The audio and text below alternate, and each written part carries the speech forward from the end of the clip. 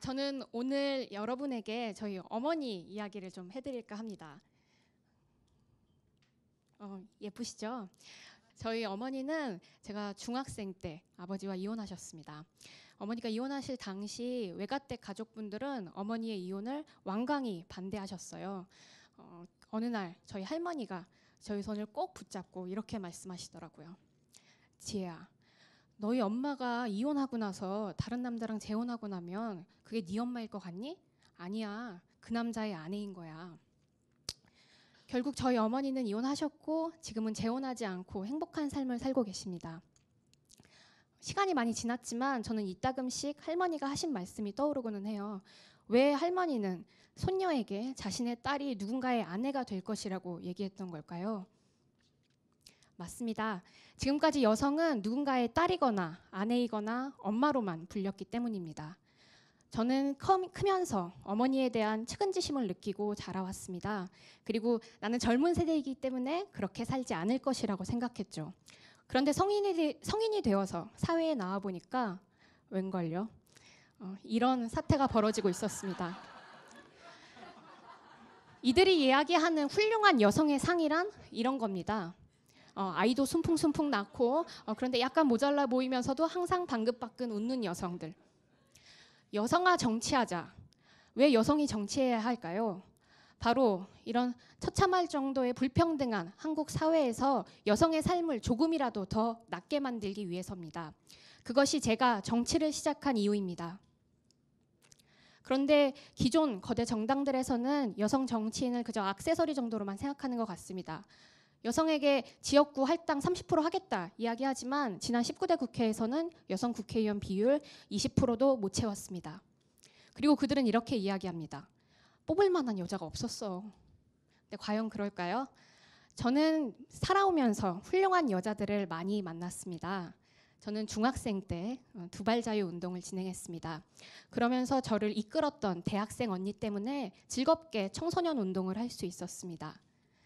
나이가 들어서 고등학생 때는 고등학교에 진학하지 않고 대안학교를 선택했습니다.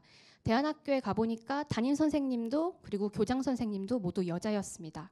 하지만 그분들은 그 누구보다 훌륭히 선생님의 역할을 해주셨어요. 성인이 돼서는 사회적 기업에 취직했습니다. 그 당시 대표님도 그리고 직원의 과반수가 여자였습니다. 그리고 지금은 청년의 자립과 지역재생을 실험하는 청년 단체를 만들었는데요. 제가 지금 만나고 있는 여성 또래 청년들은 그 누구보다도 씩씩하고 용감하고 똑똑한 친구들입니다. 그런데 정말 안타깝게도 제가 만나온 많은 여성들이 단지 여자라는 이유로 경력도 자원도 그리고 경험도 부족한 환경에 자주 처해지곤 했습니다. 이런 환경에서 여성 정치인들은 남성 정치인에게 간택되어 정치인이 됩니다. 그리고 이렇게 뽑힌 여성 정치인들은 사실 남성 정치인과 진배 없습니다. 이제 저는 달라져야 한다고 생각합니다. 이제 우리에게는 그냥 여성 정치인이 필요한 것이 아닙니다. 우리에게는 스스로 정치하는 여성 정치인이 필요합니다. 저는 어느 시기에 정당에게 공천받거나 발탁되거나 간택되지 않았습니다. 저는 사회적 운동, 그리고 청년단체, 사회적 기업, 대한교육, 제 삶 속의 모든 과정들이 모두 정치였다고 생각합니다. 그리고 스스로 녹색당을 선택하고 정치에 나오기로 결심하였고 그리고 또한 어떻게 누군가와 훈련해 나갈 것인지를 스스로 만들어가고 있습니다. 이렇게 훈련된 여성 정치인이 여성 정책, 성평등 정책을 이끌어 나가고 여성의 목소리를 스스로 내야 합니다. 다시 저희 어머니 이야기로 돌아올게요. 저희 어머니는 무려 3자녀를 두셨습니다. 그런데 아이를 키우고 낳으시면서 일에 대한 욕심은 놓치지 않으셨어요. 그래서 끊임없이 일을 하셨는데요. 결혼하시기 전에는 치과 간호사로 일하셨습니다.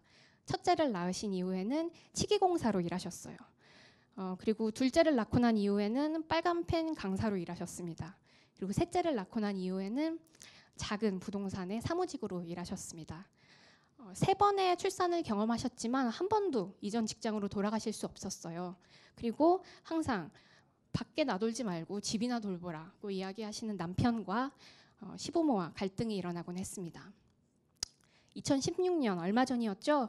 여성의 날 영국의 이코노미스트가 발표한 바에 따르면 한국은 OECD 회원국들 가운데 유리천장 지수에서 가장 최하위를 기록했습니다.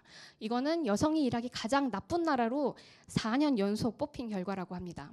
저희 어머니가 겪으신 불평등이 아직까지도 이어져 내려오고 있는 겁니다. 그래서 많은 정당들이 이 문제를 해결해야 된다고 이야기해요. 심지어 오늘 오시지 않은 새누리당에서도 이 문제 해결해야 한다고 말씀하십니다. 그런데 이들이 이야기하는 여성 정책의 그 근거를 들여다보면 이겁니다. 출산율을 높여야 한국의 국력이 유지될 수 있다. 이분들이 말씀하시는 그 문제 근거의 저변에는 여성은 출산하고 양육한다. 그렇기 때문에 아이를 낳게 하기 위해서 이 불평등을 완화해야 한다라고 이야기합니다. 녹색당 그리고 저는 이런 문제의 근거부터 바뀌어야 한다고 생각합니다. 이제는 정책의 관점이 바뀔 때가 되었습니다. 이제는 여성 출산율을 높이기 위한 것이 아니라 좀 더 평등한 사회를 만들기 위해 남자와 여자가 함께 공존하기 위한 삶을 만들기 위해 성평등 정책이 필요합니다.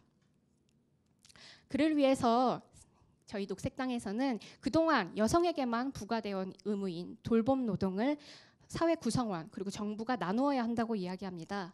그래서 평등 돌봄과 인권 보육 정책, 그리고 여성 일자리 안정 정책, 그리고 여성의 사회 참여 보장 정책으로 여성의 보육 문제, 일자리 문제, 그리고 할당 문제, 여성이 어떻게 사회 참여를 보장할 것이냐 문제까지도 다 갖고 있습니다.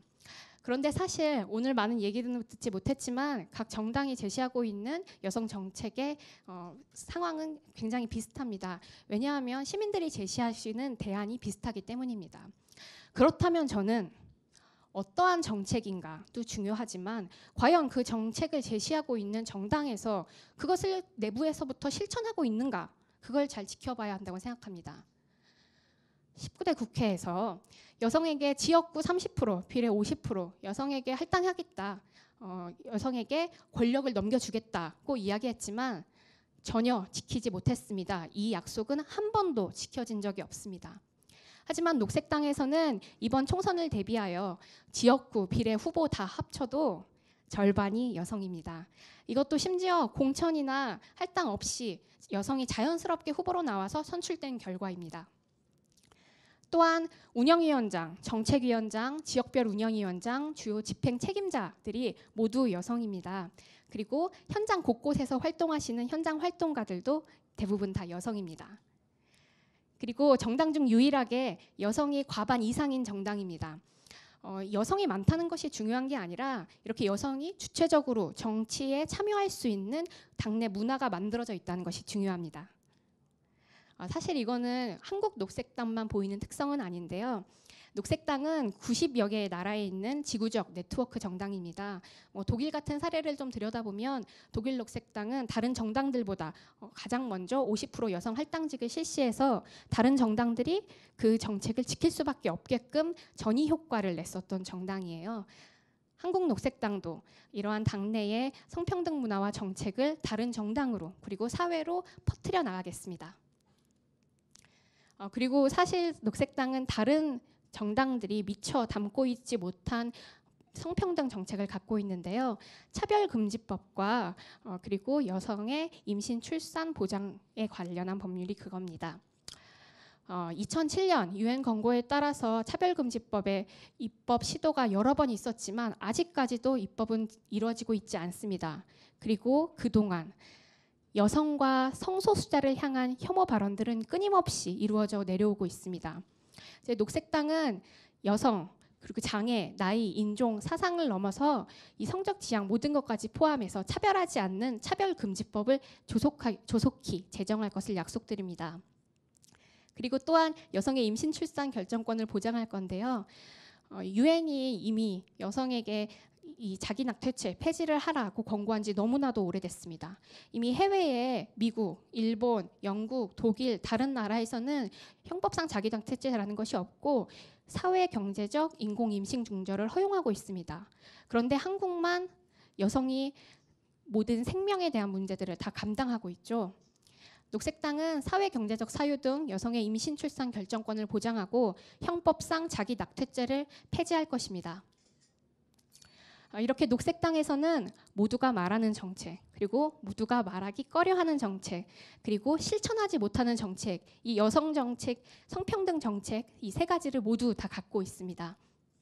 그리고 이제 녹색당은 성평등 정책이 과거 통상적인 여성 정책에서 벗어나 성평등 모두를 포괄하는 정책으로 나아가야 한다고 이야기합니다. 즉, 여성이냐 남성이냐 이것이 중요한 게 아니라 모든 젠더들이 경제적으로 그리고 사회적으로 정치적으로 차별받지 않는 사회를 정책적으로 보장하고 만들어가는 것이 중요한 것입니다.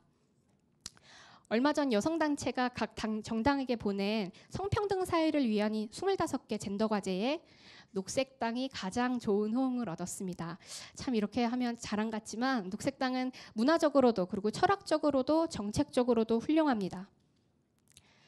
바로 이분들이 녹색당 분들인데요. 저희 할머니가 제가 크면서 이런 말씀을 많이 하셨어요. 지혜야, 여자는 참고 살아야 돼. 그리고 좋은 게 좋은 거야. 앞서 통계와 사례를 보셔서 아시겠지만 여성은 너무 많이 참고 살았습니다.